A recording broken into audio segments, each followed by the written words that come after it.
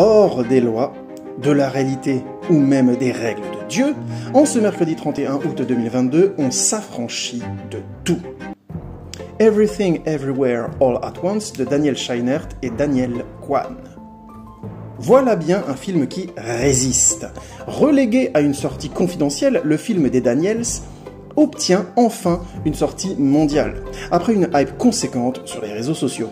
Bénéficiant de la vague des multivers dans les blockbusters de ces 2 dernières années, EEAAO apporte sa touche d'originalité en utilisant chaque genre du cinéma comme un univers à part entière. Très séduisant sur le papier, il reste à espérer que les 2 réalisateurs auront réussi à mettre les pièces du puzzle dans le bon ordre. Les 5 diables de Léa Mysius.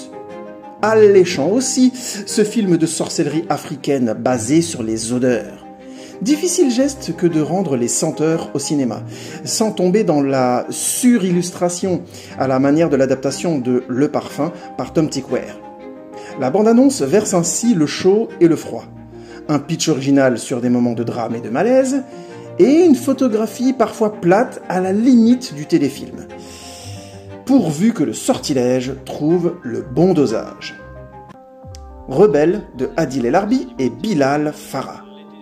Stoppés dans leur ascension hollywoodienne par une décision incompréhensible, leur Bad Girl, malgré un budget de 90 millions de dollars, est annoncé sans diffusion.